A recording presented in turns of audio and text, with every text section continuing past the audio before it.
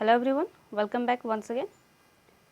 आज की जो प्रैक्टिस सेट है हमारी, आपको पता है जो सुबह की क्लास हुई है ये उसी की प्रैक्टिस सेट है। ठीक है, बिहार जीविका के सब्जेक्ट नॉलेज की प्रैक्टिस सेट है और ये area coordinator and community coordinator के लिए ये प्रैक्टिस सेट है। ठीक है, आपको पता है कि सुबह जो क्लास होती है उसका एक प्रैक्टिस सेट शाम को आपको मिलता है।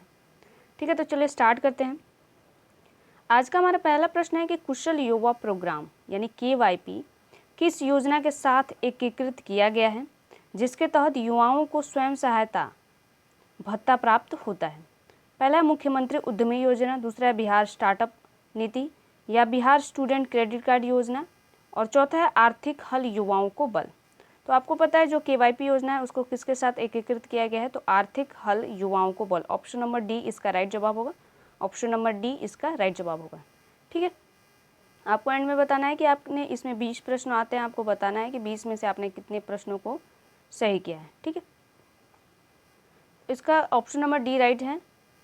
KYP प्रशिक्षण उन युवाओं के लिए अनिवार्य है जो आर्थिक हल युवाओं को बल योजना के तहत स्वयं सहायता भत्ता प्राप्त करते हैं। ठीक है, अगला प्रश्न है कि KYP के बेसिक कंप्यूटर साक्षरता घटक में किस सॉफ्टवेयर का उपयोग मुख्य रूप से डेटाबेस प्रबंधन के लिए किया जाता है, यानी डाटा का प्रबंधन करने के लिए, डेटाबेस का प्रबंधन करने किस सॉफ्टवेयर का यूज करता है।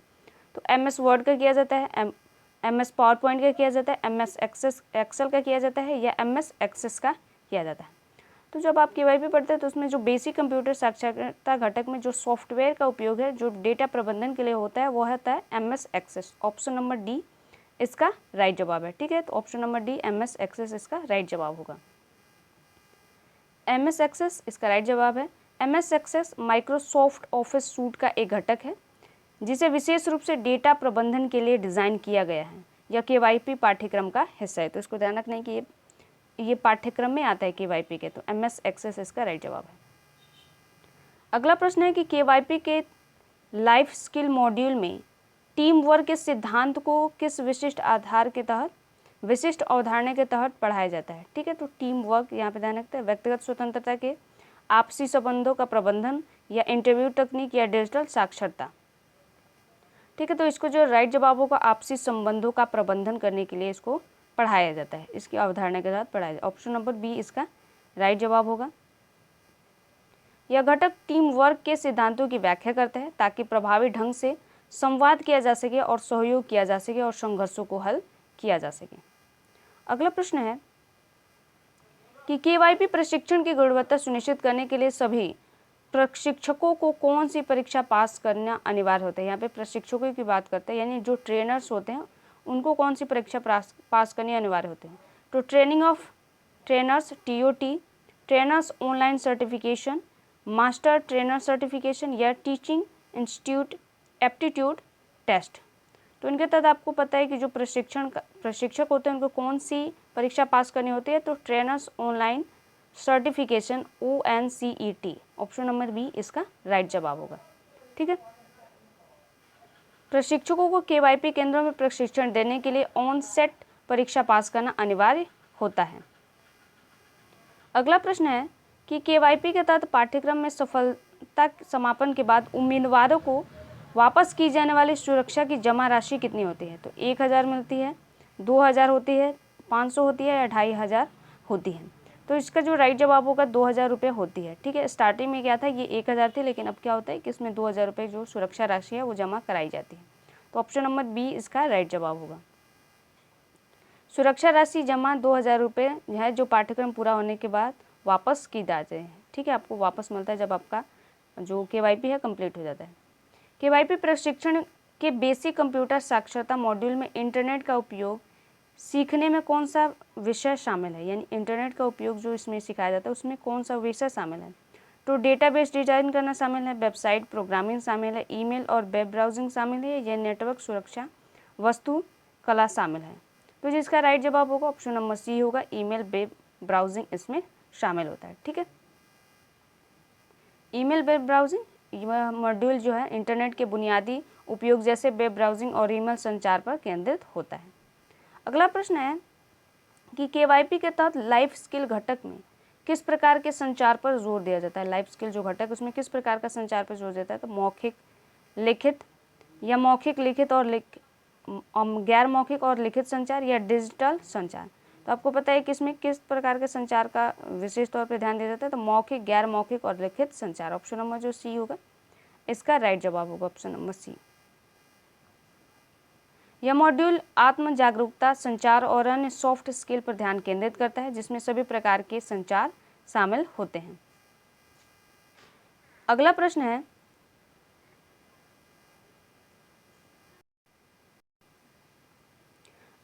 कि केवाईपी के लिए पंजीकृत करने के लिए आवेदक को कम से कम किस कक्षा तक उत्तीर्ण होना चाहिए था। ठीक है, तो 8वीं कक्षा, 10वीं कक्षा, 12वीं कक्षा या स्नातक। आपको पता है कि इसका जो 10वीं कक्षा इसका राइट जवाब होगा। आपको 10th जिन व्यक्तियों ने 10th कर लिया है वो इसके लिए आवेदन कर सकते हैं, केवाईपी के तहत पंजीकृत करा सकते हैं। ठीक है, जो न्यूनतम पास करने की योग्यता है वो 10वीं पास तक होना चाहिए लगभग। अगला है कि केवाईपी पाठ्यक्रम में लाइफ स्किल घटक में कुल कितने घंटे समर्पित हैं। तो 120 घंटे, 80 घंटे, 40 घंटे या 20 घंटे। तो आपको पता है जो लाइफ स्किल होते हैं उसमें 40 घंटे होते हैं, 240 घंटे आपको टोटल होते हैं, जिसमें लाइफ स्किल में आपको 40 घंटे मिलते हैं। ठीक है, केवाईपी में लाइफ स्किल मॉड्यूल के लिए 40 घंटे आवंटित किए गए हैं।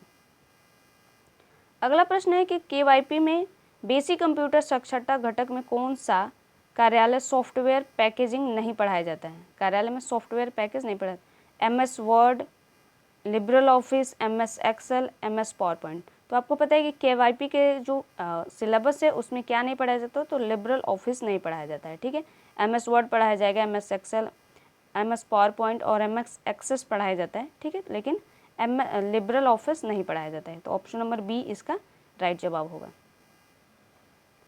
लिबरल ऑफिस एक ऑन सोर्स विकल्प है, लेकिन यह केवाईपी के पाठ्यक्रम का हिस्सा नहीं है। MS ऑफिस पर केंद्रित है। ये जो क्या होता है कि MS ऑफिस में जितने आते हैं वो पढ़ाया जाता है। ठीक है, अगला प्रश्न है कि केवाईपी के तहत संचार कौशल मॉड्यूल में किस प्रकार की भाषा पर ध्यान केंद्रित किया जाता है। केवल पढ़ने और लिखने का कौशल, केवल सुनने और बोलने का कौशल, सुनने, बोलने, पढ़ने और लिखने का कौशल और केवल अनुवाद का कौशल। तो आपको पता है कि इसका जो राइट जवाब होगा ऑप्शन नंबर सी होगा। इसमें सुनने, बोलने और पढ़ने का कौशल सभी सम्मिलित होते हैं। तो ऑप्शन नंबर सी जो है इसका राइट जवाब है। ठीक है, अगला प्रश्न है कि केवाईपी का कौन सा घटक उम्मीदवारों को कार्यस्थल में समस्याओं को हल करने और महत्वपूर्ण निर्णय लेने की क्षमता विकसित करने में मदद करता है। तो ये क्या करता है, बेसिक कंप्यूटर साक्षरता करता है, लाइफ स्किल करता है, संचार कौशल करता है या इनमें से कोई नहीं करता है। तो आपको पता है जो कार्यस्थल पर जो समस्याएं होती हैं यानी लाइफ स्किल के माध्यम से, ऑप्शन नंबर जो बी होगा इसका राइट जवाब होगा। ऑप्शन नंबर बी के माध्यम से क्या व्यक्ति करता है, महत्वपूर्ण निर्णय लेने की क्षमता होती है। ठीक है, अगला प्रश्न है कि कुशल युवा प्रोग्राम के तहत डिजिटल साक्षरता मुख्य उद्देश्य क्या है। ठीक है, यहाँ पे डिजिटल साक्षरता का क्या उद्देश्य है केवाईपी के तहत। तो वेबसाइट बनाना और कोडिंग सिखाना या सरकारी योजनाओं के लिए ऑनलाइन आवेदन करने की क्षमता विकसित करना, एनिमेशन, वीडियो और संपादन सिखाने या कंप्यूटर हार्डवेयर को ठीक करना सिखाना। तो आपको पता है कि बेसिक कंप्यूटर इसमें सिखाई जाती है। ठीक है, तो इसमें ऑप्शन नंबर बी होगा, क्या सिखाया जाता है इसमें डिजिटल साक्षरता में ये आता है। इसमें वेबसाइट बनाना नहीं सिखाया जाता है, एनिमेशन वगैरह, वीडियो वगैरह बनाना नहीं सिखाता और कंप्यूटर को ठीक करना वगैरह नहीं सिखाया जाता। ठीक है, तो ऑप्शन नंबर 20 का राइट जवाब होगा, सरकारी योजनाओं के लिए ऑनलाइन आवेदन करने की क्षमता विकसित करना। ठीक है, अगला प्रश्न है कि केवाईपी में लाइफ स्किल के अंतर्गत व्यक्तित्व विकास का मुख्य फोकस क्या है। तो केवल शारीरिक बनावट पर काम करना, आत्मसम्मान, आत्मविश्वास और आत्म जागरूकता को बढ़ावा देना, केवल बोलने की क्षमता विकसित करना और संगीत या कला कौशल का विकास करना। तो आपको पता है जो व्यक्तिगत विकास होता है उसमें क्या होता है, आत्मसम्मान, आत्मविश्वास और आत्म जागरूकता को बढ़ावा देना। यानी ऑप्शन नंबर बी इसका राइट जवाब होगा। ठीक है, अगला प्रश्न है कि केवाईपी में बेसिक कंप्यूटर साक्षरता घटक में इंटरनेट के उपयोग के तहत कौन सा विषय पढ़ाया जाता है। ठीक है, तो ई-कॉमर्स वेबसाइटों पर खरीद करना, इंटरनेट पर शोध करना और जानकारी खोजना, ऑनलाइन बैंकिंग और वित्तीय लेन देन या सोशल मीडिया मार्केटिंग। आपको पता है जो केवाईपी के तहत बेसिक घटक जो होते हैं उसमें क्या सिखाया जाता है, इंटरनेट पर शोध करना और जानकारी खोजना, ये सारी चीज़ें सिखाई जाती हैं। यानी ऑप्शन नंबर बी इसका राइट जवाब होगा। ठीक है, यहाँ पे देख लीजिए, इंटरनेट शोध करना और जानकारी खोजना। यह मॉड्यूल जानकारी को खोजने और विभिन्न वेबसाइटों तक पहुँच के लिए बुनियादी इंटरनेट कौशल सिखाता है। अगला प्रश्न है कि केवाईपी के तहत संचार कौशल मॉड्यूल में किस प्रकार के भाषा प्रशिक्षण पर जोर दिया जाता है? तो अंग्रेजी और हिंदी के में मौखिक और लिखित संचार पे, केवल अंग्रेजी, केवल हिंदी या केवल क्षेत्रीय भाषाओं पे? तो ऑप्शन नंबर ए इसका राइट जवाब होगा। इसमें हिंदी और अंग्रेजी दोनों को मौखिक और लिखित संचार के माध्यम से इसमें प्रशिक्षण पर जोर दिया जाता है। ठीक है,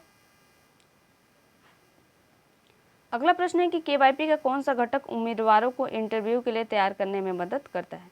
तो बेसिक कंप्यूटर साक्षरता, संचार कौशल, लाइफ स्किल या इनमें से कोई नहीं? तो आपको पता है कि जो इंटरव्यू किसके अंतर्गत आता है? लाइफ स्किल के अंतर्गत आता है। ठीक है, लाइफ स्किल के अंतर्गत आता है, तो यानी ऑप्शन नंबर सी इसका राइट जवाब होगा, लाइफ स्किल। अगला प्रश्न है कि केवाईपी में बेसिक कंप्यूटर साक्षरता घटक में फाइल प्रबंधन का मुख्य उद्देश्य क्या है? यानी जो फाइल प्रबंधन किया जाता है उसका मुख्य उद्देश्य क्या है? तो प्रोग्रामिंग कोड को सिखाना, या दस्तावेजों को व्यवस्थित और संग्रहित करना सिखाना होता है, या कंप्यूटर हार्डवेयर की मरम्मत करना, या सोशल मीडिया अकाउंट बनाना?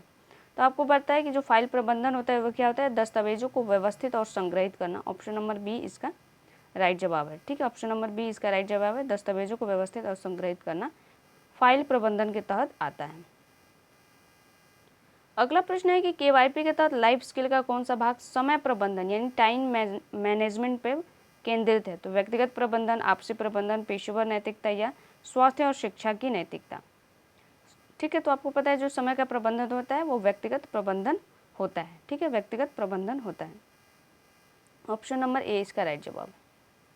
अगला प्रश्न है कि केवाईपी में संचार कौशल घटक के तहत कौन सी विशेषताएं दिखाई जाती हैं?